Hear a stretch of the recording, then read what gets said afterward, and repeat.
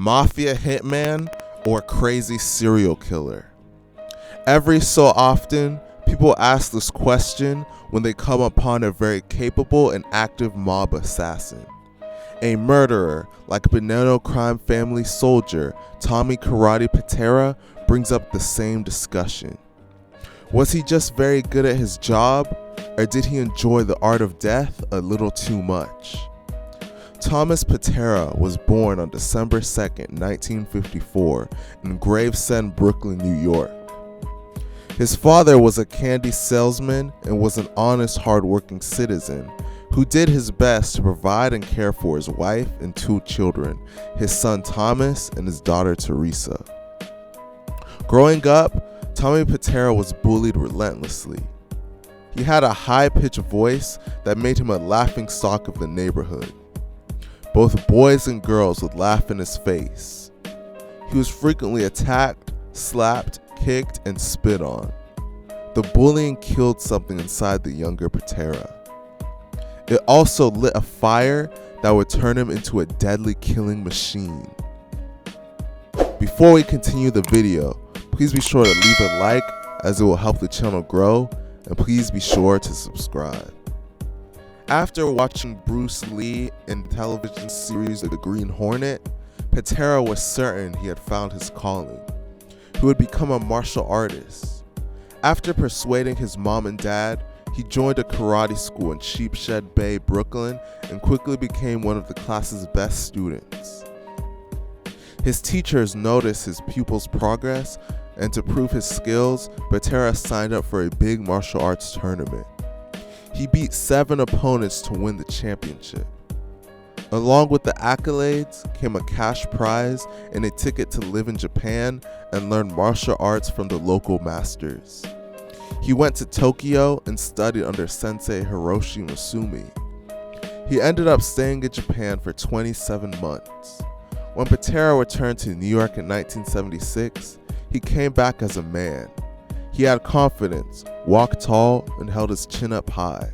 His hands now were deadly weapons. Gone were the days that anyone could hurt Tommy Pitera. But people might still smirk when they heard his voice. In order to totally silence everyone around him, he had to go beyond a black belt. He had to hook up with a shadowy, secretive organization that ruled Gravesend and many parts of New York, the United States, and beyond. He had to join the Mafia. It wasn't hard for a guy with Pitera's skill set to be welcomed by the Mafia, especially since they all knew him from the neighborhood. He had grown up around them and they trusted him. Now it was time to see if he had what it took to be one of them. He became close to Bonanno family mobster Anthony Idelicato, the son of Sonny Red Idelicato, a powerful capo in the Bonannos. Bruno was known as a killer with a bad cocaine habit.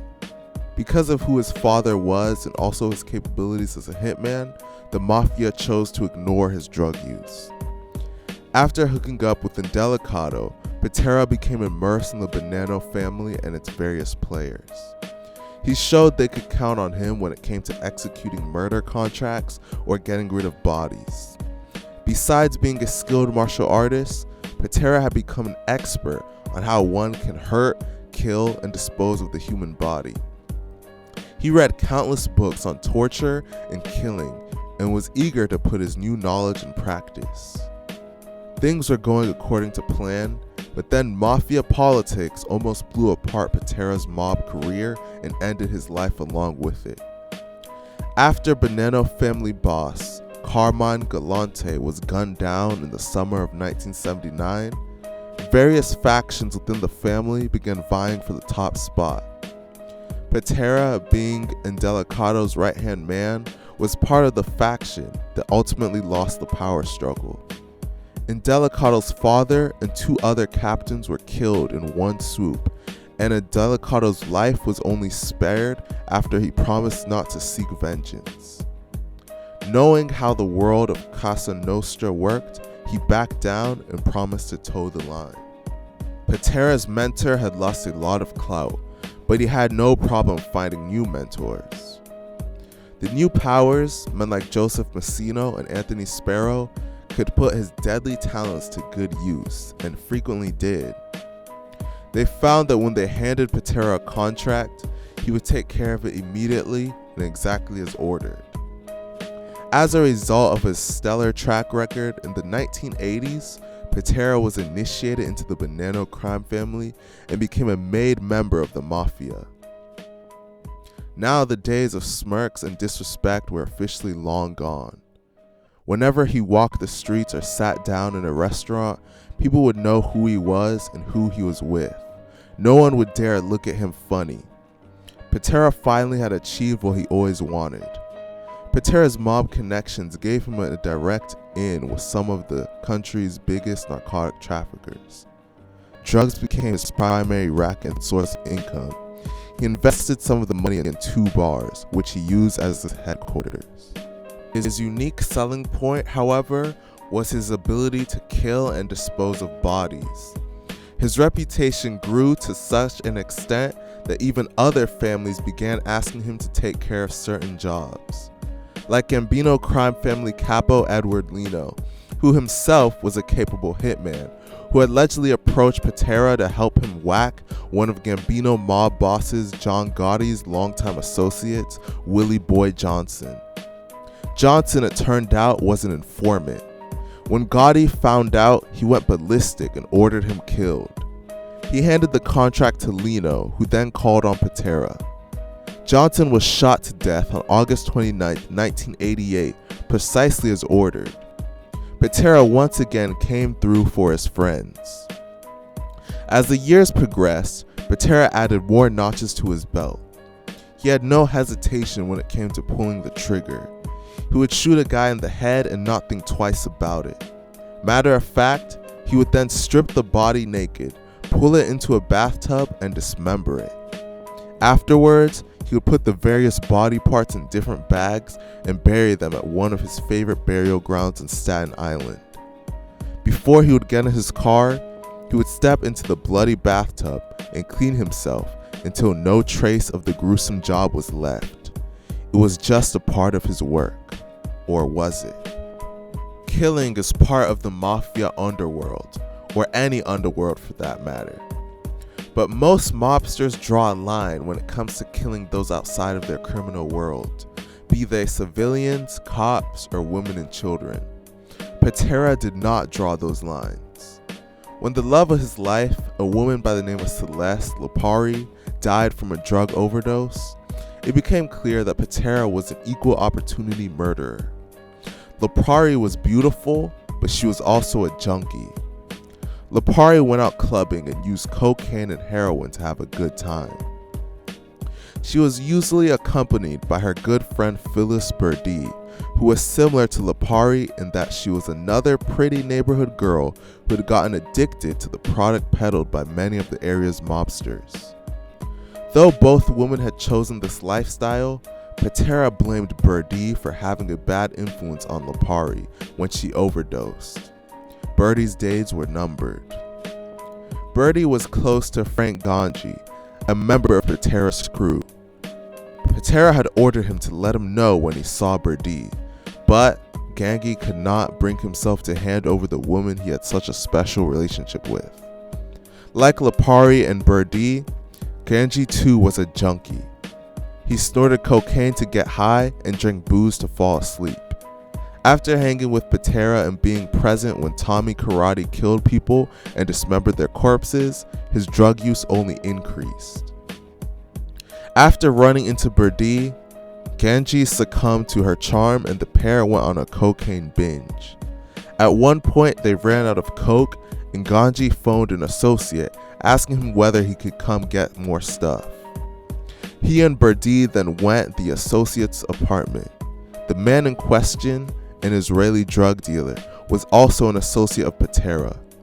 While Birdie and Gangi were there, Pitera called the man. But the Israeli was out on a morning run and Gangi picked up the phone. He was unable to lie to Pitera, purely out of fear, and told him Birdie was with him. Pitera told him to keep her there and that he would come right over. Pitera arrived, walked into the bedroom where Birdie was sleeping and pumped 3 bullets into her. He then moved her body into the bathroom and began dismembering her body in the jacuzzi. He placed her severed head on the edge of the tub, creating an image that would haunt Gangi for the rest of his life.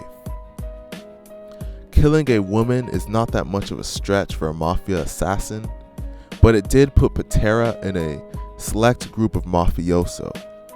What sets Pitera apart from most of them, however, is that he would take certain things off the body of his victims, things like jewelry, and keep it at his home.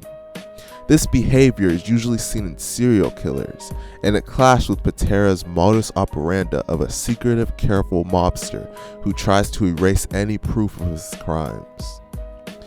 Because despite this foolish behavior, Pitera was known among both fellow mobsters and members of law enforcement as a man who was very aware of his surroundings and did his best to evade the eyes of police and federal agents. He would cover his mouth when he went on walks with other gangsters and would use evasive tactics when driving his car at a meeting. So he would switch cars, wear disguises, and he never talked on the phone.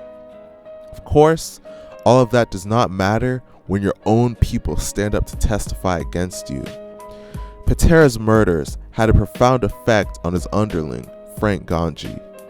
After seeing his close friend Birdie killed and beheaded by Pitera, he cracked and told authorities all about his boss's deadly activities.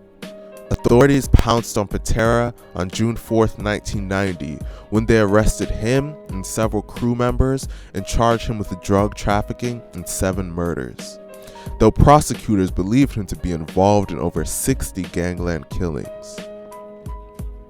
During a search of his home in Gravesend, federal agents found all sorts of tools of his trade, from automatic weapons to knives and samurai swords, as well as countless books about assassination techniques, torture, and the dismemberment of cadavers.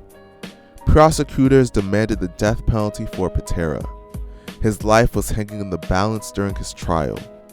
If that bothered Pitera, he didn't show it. After a short but eventful trial, he was convicted on June 25, 1992 of 6 murders and operating a large-scale drug ring. He was acquitted of murdering Willie Boy Johnson. As the jury deliberated on Pitera's sentencing, he turned to one of the DEA agents who had been haunting him. "I bet you they don't have the balls to kill me," Pitera told the agent. Whether it was about balls is up for debate, but the jury indeed rejected the death penalty and Pitera was sentenced to life in prison instead. Pitera continues serving his sentence and has remained loyal to the code of silence.